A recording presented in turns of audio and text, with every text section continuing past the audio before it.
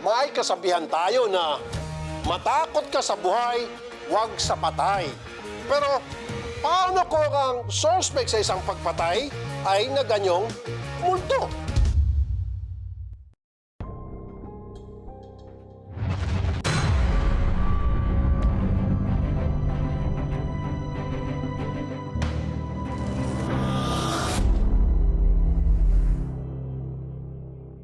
Isang gabi sa isang resort sa barangay Durungaw sa Bawan, Batangas, mahimbing na natutulog ang 73 years old na may-ari na si Carmen Maranan.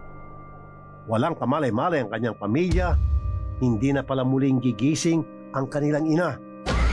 Ang dahilan, isa raw makapanindig balahibong inkwentro. Kitang-kita sa CCTV ng resort ang isang misteryosong nilalang. Ang hugis nito, tila multo. Pero ito raw ang pumatay kay Nanay Carmen. Bilang isang anak, hindi po matatawaran. Sabi ko nga po, kahit po siya 10 beses na nabuhay, siya pa rin lagi po ang hanapin ko. Pangkaraniwan na araw lang daw yun para sa pamilya. Si Nanay Carmen, nakabantay sa tindahan. Nakausap pa ni Arnel sa cellphone ang kanyang ina. Pong gabi po ngayon, tinawagan po ako ng aking magulang na ang sabi po niya sa akin kasi po yung aking pong anak ay nagkikemo at gusto po niyang bigyan ng pera. Sabi ko po sa aking magulang, inay, huwag na po at bukas na lamang po't gabi na. Hindi daw sila nakaramdam ng anumang kakaiba. Pero pagkagat ng dilim, nadatnan na lang ng anak na si Jeneline at kasambahay ng biktima na nagkalat at wasak ang mga gamit. Nagkalat ang dugo at doon na rin tumabad sa kanila ang malamig na bangkay ni Nanay Carmen. Nakaramdam po ako ng takot nung nakita ko na kasi nung pagkababa niya dito na nawala na agad yung cut ng CCTV. Hindi na po alam kung yung magulang ko kung anong ipinagagawa na niya dahil wala nang ang ilaw. Sinubukan pa raw nilang tawagin mula sa labas si Nanay Carmen. Ngunit wala silang narinig na sagot mula sa ina. Sabi ko, nasaan si nanay? Yun ma'am, yung paglabas kong gayon, napayuko ako dun sa saka ko siya nakita. Yun po ma'am, talaga ako sabay, hindi ko na alam kung paano ako nakalabas ng pintuan. Tapos yun, umiiyak na ako nung lumabas. Nung makita ko si nanay. Para bigyang linaw ang mga pangyayari, dumulog kami sa isang exorcist ng Archdiocese of Manila na si Father Ramon Marino.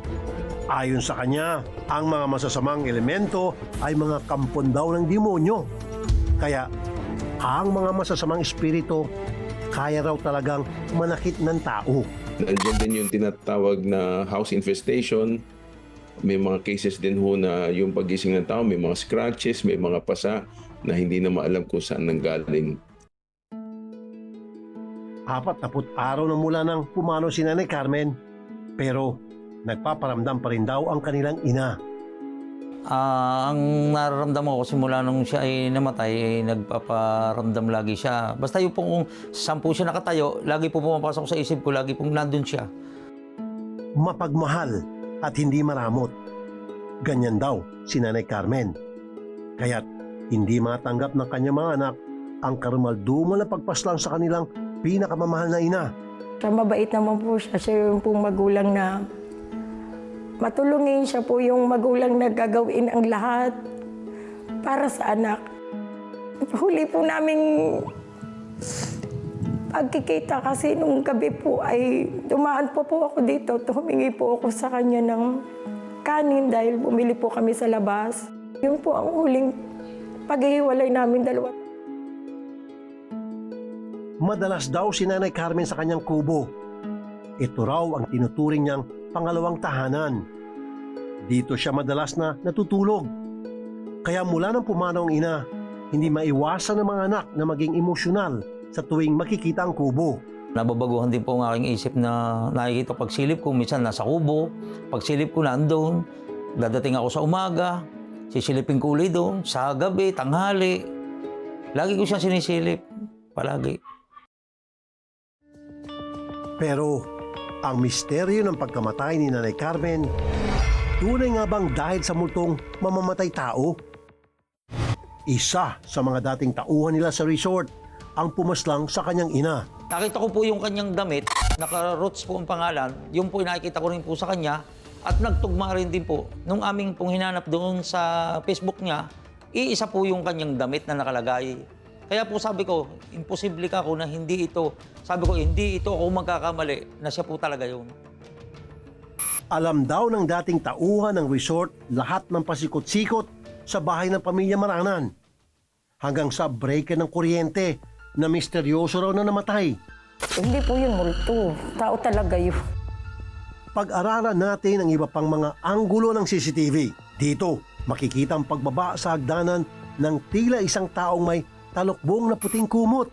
Sumili pa siya sa likod ng pader kung saan natutulog si Nanay Carmen. Maya-maya, bumalik siya sa hagdanan at pumanhik. Hindi na nakuna ng CCTV ang mga sumunod na pangyayari. Ilang sandali pa, sa labas ng resort, nahagip ng CCTV ang lalaki mula sa labas na nakataklob na rin ng tuwalya. Noong mga oras na yon, napatay na pala si Nanay Carmen. Ang masaklap, walang kasamang matanda na mangyari ang krimen. Nung sumili po ang suspect, at saka nung namatay na po yung kuryente ng bahay. Siguro po nung ganun pangyayari, nagkaroon po ng oportunidad ang ating suspect na may sagawa ang krimen. Tinawagan ko po ang aking ina. Pagsilip ko po dito, wala. Pagtapos pagtingin ko po dito ko po nakitang nakabulag tayo. Ngayon ko po, hinawakan ko po agad ang kanyang isang kamay at pinakaramdaman ko po siya. Dito po ang mother ko natulog nung gabing yon. Ito po mga cabinet na to, ito po ay nanagat niyan ko, lahat po ito ay bukas.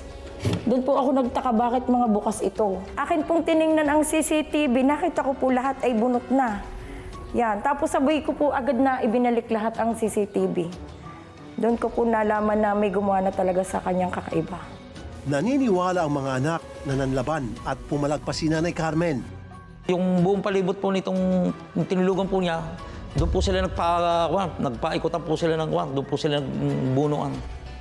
Dahil, kaya basihan ko doon, balik-baliktad ho lahat ho yung mga nasa palibot niya.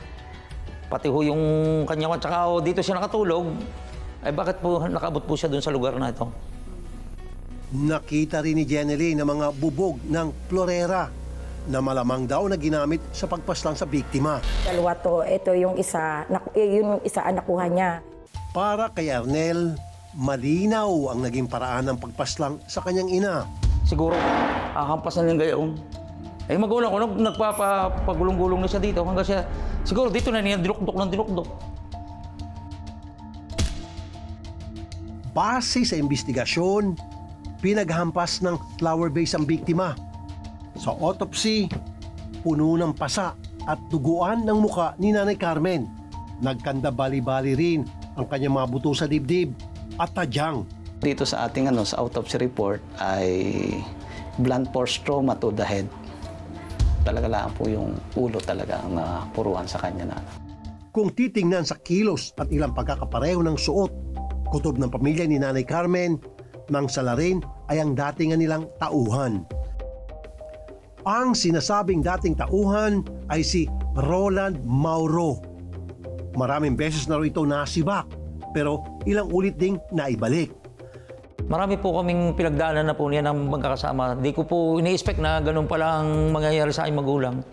Nung una, gusto pa raw pabalikin ng mga anak ni Nanay Carmen si Roland para masamahan ang biktima sa pagbabantay ng resort. Subalit, binalaan sila ni Nanay Carmen na pinagbantaan na pala ni Roland ang buhay niya. Sabi po niya sa akin, hindi ka mo pwedeng pabalikin yan. Yan ay kaya ako pinagbabantaan yan. Hindi na po ako nagpilit. Hetong malupit. Mukhang hindi lang daw pagpatayan nangyari. Tingin ng mga naulila ng biktima. May iba pang kasabwat si Roland na naging pakay naman ay pagnanakaw. Nawawalan kasi ang ilang mga gamit ni Nanay Carmen, gaya ng cellphone, pati ang kanyang bag na may lamang halos 80,000 piso. Sinubukan din daw buksan ng kawatan ng vault ng resort. Nag-text pa raw ito sa anak ni Carmen gamit ang mismong cellphone ng biktima para hingi ng code ng Volt. Paggising ko ng umaga, nakabasa ako ng message na, Jenny, paano buksan? Nakalimot ako. Hindi ko pinansin yung text niya sa akin na yun dahil papasok naman ako dito. Hindi ko pa napansin na wala na siya. Malakas ang kutob ng mga kaanak ni Nanay Carmen na si Roland Mauro nga ang pumaslang sa biktima. Pero ang tanong, magtutugma kaya ito sa investigasyon ng pulisya? Malakas ang kutob ng mga kaanak ni Nanay Carmen na dating tauhan nila sa resort ang sospek. Magtutugma kaya ito sa investigasyon ng pulisya? Magbabalik po ang kapatid nyo.